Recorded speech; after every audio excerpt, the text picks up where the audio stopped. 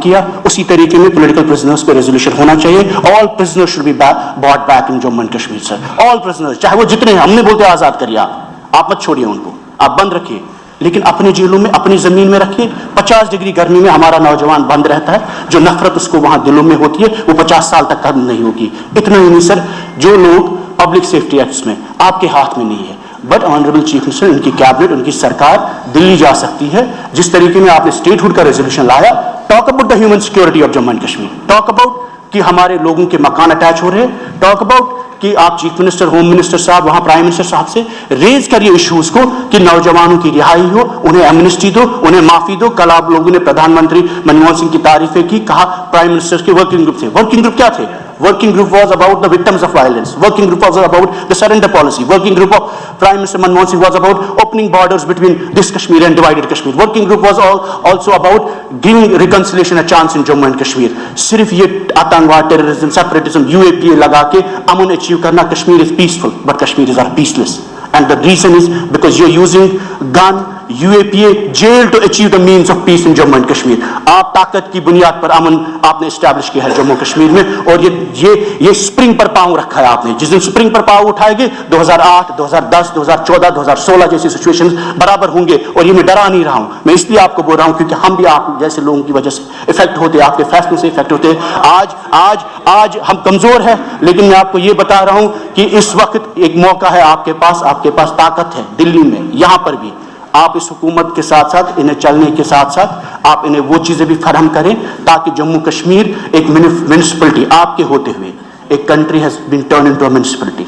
It is your duty, it's your duty to help all of us collectively that we don't end up becoming a glorified municipality. Thank you sir. क्योंकि this is about the thanks of governors address, और ये जो motion जिसका paper मेरे हाथ में है, this document is a reflection of vision of our government और हमारी कैबिनेट का वेटेड डॉक्यूमेंट है ये। शुक्रिया कहने के लायक, काफ़ी बीजेपी के लोगों ने बहुत तारीफ़ें भी की इसकी, कि this represents not only the vision of honourable chief minister but also the prime minister. और जबकि सागर साहब ने काफ़ी डिटेल में बात की, ये हाउस तवील मुद्दत के बाद लगा, 5-6 साल का गैप है, खामोशी, सफोकेशन, और इतनी सफोकेशन कि बीजेपी के लोग हमसे ज़्यादा चिल्ला पड़ते हैं। तो इससे एहसास होता है कि कहीं ना कहीं जम्मू कश्मीर में आवाम को कितनी ज़्यादा ज़रूरत हुकूमत की थी। और एक पॉपुलर गवर्नमेंट, जिस तरीके में सागर साहब ने कहा, जो दुख दर्द उन्होंने बयां किया, उससे ये साबित होता है कि आज भी जम्मू कश्मीर की सरकार कमज़ोर भी है और मुश्किलात से भी इनका सामना बहुत करना पड़ता है। हमें समझते हैं कि it is you have huge expectations. This is a paper of governance जो ऑनरेबल चीफ मिनिस्टर साहब की कैबिनेट ने प्रेजेंट किया है। What is included in this, but what is missing is most important is your core agenda. मैं ये पूछना चाहता हूँ सर कि this is in conflict with your promises and with your policies. जो प्रोमिसेस आपने किए, जिस पे 50 सीटें आपको मिली, जो वादे आपने किए, हर वो चीज़ इसमें सिंगल आउट है। इसीलिए बीजेपी के लोग बहुत इसकी तारीफ़ें भी कर रहे हैं, और उनको लगता है ये जी बीजेपी के मैनिफेस्टो का हिस्सा है, आपके मैनिफेस्टो का हिस्सा नहीं है। हमें आप पे इल्ज़ाम तराशी नहीं करनी है, बट गर्ज कहने का मेरा ये है कि इस हाउस को जब 5 अगस्त 2019 को जितने फैसले किए गए वो हमारे खिलाफ किए गए, आपके खिलाफ किए गए, खासकर शेख साहब की लेगेसी के खिलाफ किए गए। और उसके बाद इस हाउस की शुरुआत, जब आपने बिजनेस रूल से कल बोला कि ये सवाल सजाद साहब का नहीं उठ सकता, ये सवाल उठ सकता है, ये भी सच है। रीऑर्गेनाइजेशन एक्ट में हमने इलेक्शन लड़ा, बट कहीं भी ऐसा हो ही नहीं सकता कि sentiments of people of Jammu and Kashmir, aspirations of people of Jammu and Kashmir can be contended because of business rules and reorganisation. अगर शेख मोहम्मद अब्दुल्ला ने यही सोचा होता तो ऑटोनॉमी की बात करते, तो उस वक्त जो उमर साहब ने प्लेबिसाइट का मेंशन किया तो कभी वो डिस्कशंस होते। गर्ज ये है कि अगर Jammu and Kashmir people have lost all agencies and all means of power, the last agency is this house. It is up to us whether we make this house into a glorified municipality or equivalent to the constituent assembly discourse debates जो इस constituent assembly में हुआ करते थे। हो सकता है ये कमज़ोर assembly है, और ये आप लोगों के लिए भी है। अगर नेशनल कॉन्फ्रेंस मजबूरी में होके सरकार चलाने के लिए, चीज़ें ठीक करने के लिए, बहुत ज़्यादा इश्यूज उमर साहब उस पर खामोशी करते हैं, लेकिन इस खामोशी की कीमत बहुत महंगी है जम्मू कश्मीर के अवाम के लिए, क्योंकि 5 साल बाद 10 साल बाद हमें लगेगा ये नॉर्मलाइज हुआ, जो हम बार बार कहते आ रहे हैं। खुदा ना खास्ता आपकी वजह से एब्रोगेशन नहीं हुई, लेकिन शेख साहब को देने के लिए हिंदुस्तान को एक मुल्क था, आज हम उसको म्यूनसिपलिटी में हमने टर्न डाउन किया है, और इतने टर्न डाउन किया है कि बाहर पुलिस वाला जो है, किसी इस हाउस में 90 लोगों की ताकत नहीं है कि उसकी तब्दीली कर सके।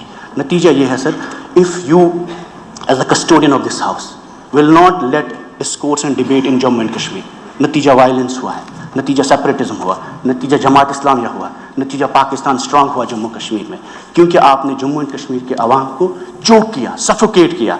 आज भी मकान लोगों के अटैच हो रहे हैं, आज भी नौजवान 5000 जेलों में है, आज भी इस वक्त पासपोर्ट वीज़ा हज उम्रा जाने के लिए हमें इजाज़त नहीं है। मैं MLA हूँ, मेरे खिलाफ 2 UAP के केस है, 8 तारीखें मुझे हर महीने में लगती है, और आप अंदाज़ा नहीं लग सकते 50 डिग्री गर्मी में तिहाड़ के जेलों में, जोधपुर के जेलों में हमारे नौजवान, उनके माँ बाप रहते हैं, रोते रहते हैं, उनके घर में वकील के देने के लिए पैसा नहीं होता, और वो लोग आपके खिलाफ नहीं है। जिन कुर्बानियों की जिक्र यहाँ सागर साहब ने किया, सैफुल्लाह साहब ने किया, 10,000 कश्मीरी मुसलमानों ने जिन्होंने कुर्बानियाँ दी, गोलियाँ दी आपके झंडे के लिए, आपके आइन के लिए, हमारे झंडे के लिए, इस मुल्क के लिए, इस जमहूरियत के लिए, जिसका आज आप फ़ायदा उठा रहे हैं। ये जो हमारी बहन यहाँ पे शगुन परिहार साहब है, इनके वालिद ने कुर्बानी दी, हम उनका मजाक नहीं बनाते, लेकिन मैं आपको ये बोल रहा हूँ, to put the history right in the context sir, जिस तरीके में शेख साहब के नाम के साथ बेहुरमती की गई, वो हर उसके बेहुरमती हर शख्स के साथ जिसने हिंदुस्तान का झंडा बालादस्त किया जम्मू कश्मीर में। जब तक आप 13 जुलाई के मुसलमान जो शहीद हुए जम्मू कश्मीर में, आप उनकी एजाज़ में सरकारी छुट्टी को बहाल नहीं करेंगे, बीजेपी कोई इंसाफ नहीं कर सकती है, चाहे वो शेख साहब का दिन हो या 13 जुलाई यौम शुहदा जिसे कहते हैं। वो कुर्बानियाँ जमहूरियत के लिए थी, वो कुर्बानियाँ हिंदुस्तान के लिए थी, और वो कुर्बानियों का नतीजा है कि आज आपको और हमें ये जमहूरियत, ये फ्लोर मिलता है। मैं उमर साहब से भी ये रिक्वेस्ट करता हूँ, आप सभी से, खासकर आपसे सर, कि ये दोनों छुट्टियाँ, चाहे वो शेख साहब की छुट्टी हो या 13 जुलाई यौम शहादत जिसे कहते हैं, both days should be restored, and this house should resolve it collectively irrespective of ideologies and parties. Even if it was your founder, we are with you, and the BJP also, इन्हें भी हम appeal करते हैं और हम दामन बहला के कहते हैं कि 13 जुलाई is the most precious day in the history of Jammu and Kashmir. It is not a communal day, it's a day for democracy, it's a day against the monarchy।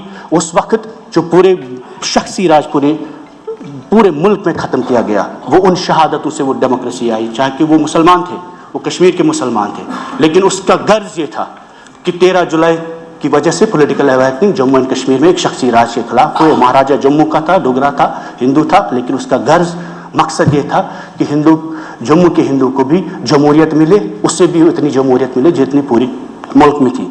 साथ ही साथ मुझे ज़्यादा वक्त आपसे नहीं लेना, नायक साहब भी कुछ बात करेंगे, आपने बोला 13 मिनट है, हम उससे कम टाइम में कंक्लूड करेंगे। उमर साहब ने अपने प्रोमिसेस में ये कहा, हम रिजर्वेशन को रैशनलाइज करेंगे। We are a young state, we are countering militancy, we are facing extremism, we are facing drugs, depression, massive challenges. अगर मेरिटोरियस बच्चा मेरिट के हिसाब से स्टेट में नौकरी नहीं ले सकता, अपने कॉलेज में पढ़ नहीं सकता, ज़मीन बेचकर उसका बाप उसको बेंगलोर और महाराष्ट्र बेचता है, तो ये मेरिटोरियस बच्चा करेगा क्या? अगर रिजर्वेशन रैशनलाइजेशन सबसे इंपॉर्टेंट इशू है, मैं नहीं बोलता हम रिजर्वेशन, खुदा ना खास्ता इकोनॉमिक वीकर सेक्शंस है, पहाड़ी भाई हमारे, गुजर भाई, किसी हुई SC भाई, सबका हक है, लेकिन reservation as per the population, जो पूरे मुल्क में मैट्रिक्स है, पूरी दुनिया में मैट्रिक्स है कि प्रो रेटा रिजर्वेशन होनी चाहिए, जितनी आबादी उतना आरक्षण मिले उनको, और हम कहते हैं मेरिट को आप ख़त्म ना करें। दूसरा मसला सर, आपने अपने मैनिफेस्टो में कहा ठीक है होम आपके अंडर नहीं है, आप क्वेश्चंस नहीं लेंगे, लेकिन sir this house has to enable people the dialogue. अगर बेटर सिटीजनशिप का मकसद है ये document, better governance, then can there be governance at the cost of justice, denial of justice, delay of justice. अगर आपके लोग जेल में हैं, कैदूम में हैं, सज़ा पा रहे हैं, या आपकी प्रॉपर्टीज अटैच हो रही है, मुझे बोलिए वो गवर्नेंस कैसे हो सकती है? How can we talk about good governance when our people are suffering every day and the laws which are making them to suffer. कल हमारे हाथ में 370 का रेजोल्यूशन आपने किया, ठीक है, हमारे हाउस के इख्तियार में नहीं था, बट आपने किया, स्टेटहुड पे आपने रेजोल्यूशन किया, हुकूमत के इख्तियार में नहीं था, आपने